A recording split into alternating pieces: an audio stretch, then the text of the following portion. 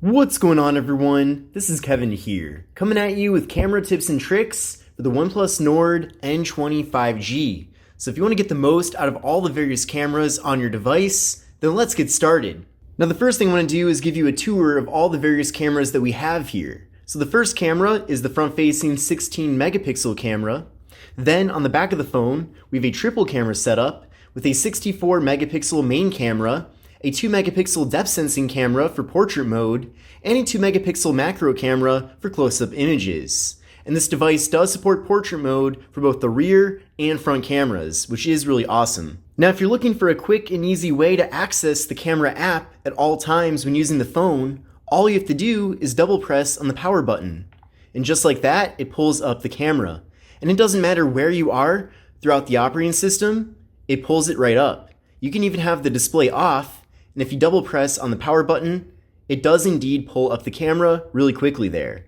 So that's definitely very convenient, and it is already enabled by default. Now in case you didn't notice it already, video recording with the OnePlus Nord N20 5G does max out at 1080p with the front and rear cameras. So unfortunately, there is no 4K video recording. Now when you head over to the camera app, it will pull up the main camera as the default here.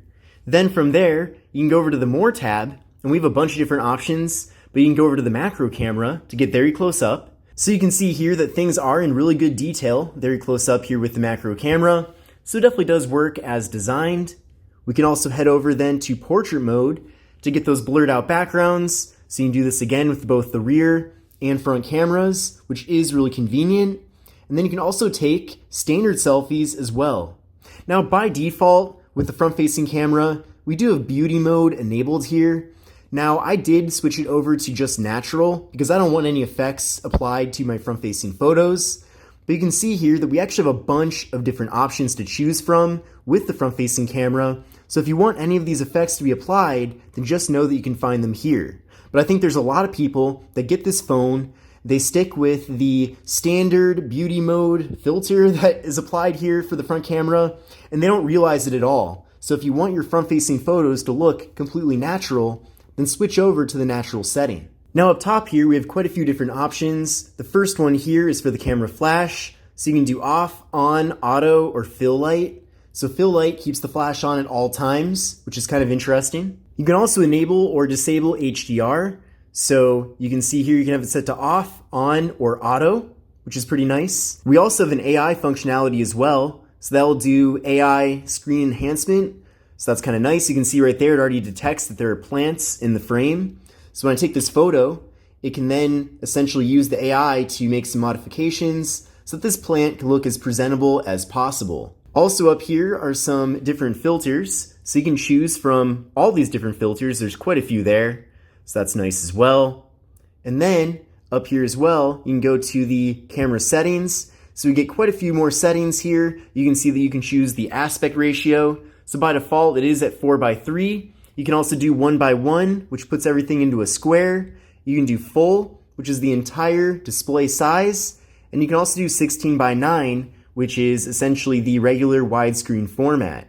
You can also set a timer, so you can do 3 or 10 seconds. And also the main 64 megapixel camera, by default, doesn't actually capture images at the full 64 megapixels. Mostly due to the fact that that would take up a lot of space on the phone. So if you do want to take photos in the full mode here, you can switch over to on, and then you can continue on taking photos in the full 64 megapixels. So that's definitely something that I think a lot of people overlook, but hopefully you now know that you can just switch that right here. And then there's also another option for further camera settings as well, and there's quite a few things here that I want to show you. So the first option here is Watermark. I especially like to use watermarks when taking photos for the various phones that I review because sometimes it can be a bit difficult keeping track of all the various pictures I take and which phone actually took those photos. So for me at least, as a full-time content creator and tech reviewer, that's an awesome feature, but let me show it to you right now. So you can enable that, and then I'm going to do not allow for location for now. You can pick the author name. So I'm going to do Kevin Breeze. There we go.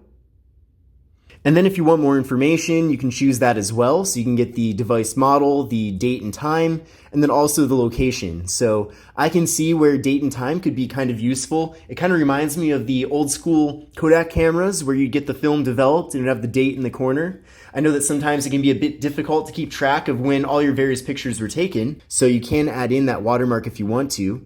But with all that selected, I'm now going to go back here and take a photo and see what things look like with that enabled.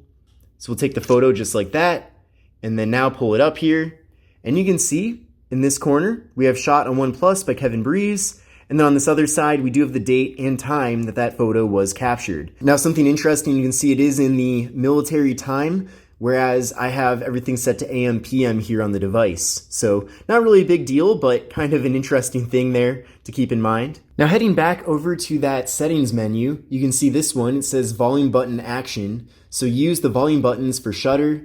So by default, that's what it's gonna do. So you can use the volume button just like that and it'll capture an image. You can also use it to start recording a video as well. But we'll head back over to that menu and see what else there is.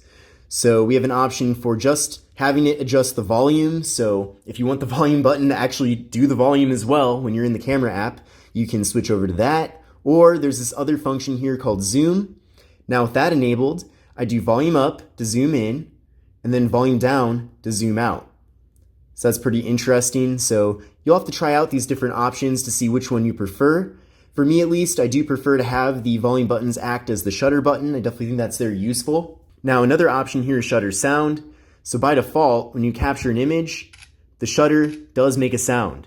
Now if you don't want that sound, as the name of this feature does imply, you can disable that. And then now when you take a photo or start capturing a video, there won't be any sound from the device itself. So that's pretty cool there. You can also see location. So if you want that to be displayed in the details, you can enable or disable that. There's also composition. So in this section, you can actually create grid lines and guides for both photos and videos and a level as well. So let's enable that for photos. You can see here there's even further options. So there's grid, diagonal lines, and golden spiral. I'm gonna go with grid. And now you can see we do indeed have the grid. And I don't see the level anywhere. I'm not sure. I'm gonna turn off the grid and see if I can see the level. So let's go back to composition. We'll go to none for that. So you can see here, display visual aids to get straight and level photos or videos. So we'll go back here and I don't really see a level. I'm not really sure. Let me know in the comments section if you can figure that out. It's definitely not giving me any sort of indication that things are level. So the feature is there, but I must be doing something wrong. Definitely curious to know though what I'm doing wrong there. But anyway, might not be a feature that really too many people will use, but you can see here we also have advanced settings. So you can have flip selfie, so only when using the front camera. Show dirty lens warning, you'll receive a prompt when a stain is detected on the lens. That's definitely very important. You should definitely keep the camera lens as clean as you can. There's also quick launch gestures, so double press either volume button when the screen is off. So let's try that out. So it actually does the same thing there as double pressing on the power button. Let's try that one more time, but with the volume down. There we go, it pulls it up. So that's pretty cool. So essentially with that enabled, you can double press on any of the buttons on this device, considering that there's just 3 of them, and it will pull up the camera app.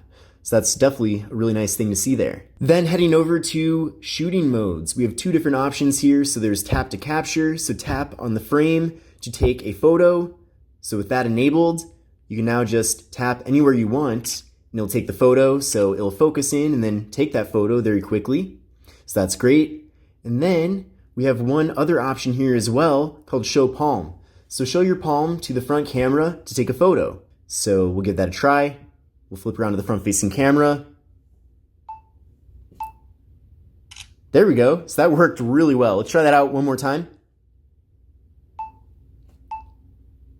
Very cool, and I like how it gives us a nice warning there as well. So those are both things that are not enabled by default, so if you do want them, you'll definitely have to head over to the settings and make sure that they're enabled. And then finally, under video, you can pick the efficiency or best compatibility. So for the efficient option, essentially it'll reduce the video size, but on the other hand, if you go for best compatibility, you'll probably have the best experience sharing that video and getting it to work on as many devices as possible. But something worth keeping in mind, especially if you need to record a lot of videos and you're worried about running out of space on your device. Now also over here you can see we have night mode, so of course use that when it's dark outside. We have video mode as well, so you can choose between the resolution. So you can do 1080 or 720. Again, no 4K unfortunately. Now in video mode, you can go directly there to get to the settings, which is pretty convenient. But then heading over to the More tab once again, of course we have all these different options. So there's dual view video. You can take video with the front and rear cameras at the same time. Pretty interesting there. You can also change the layouts as well. So if you want it to be split like this, you can. You can also have it be rounded, so maybe more for a tutorial or something. You can see there's me in the corner. You can do rectangle as well, so that almost looks more like a video call. So really cool that we get all these various functionalities despite this being a lower end device.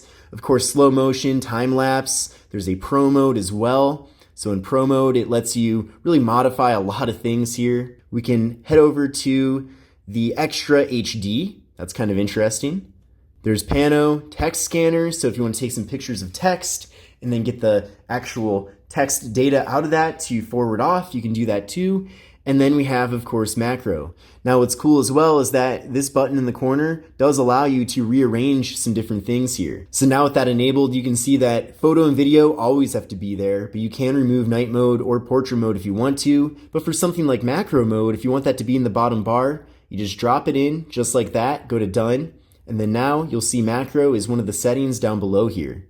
So really cool that we get all those various customizations with the OnePlus Nord N20 5G. But this concludes my video on camera tips and tricks for the OnePlus Nord N20 5G. I hope you enjoyed this video and learned something new today about the device. And hopefully this video gave you a much better idea of how to make the most of all your various cameras. But I hope you enjoyed the video. Definitely make sure to subscribe to the channel if you enjoyed it. Let me know what other content you'd like to see from me about this device here on the channel. But with all that said, I will see you in the next video. Take care and have a great rest of your day. Bye.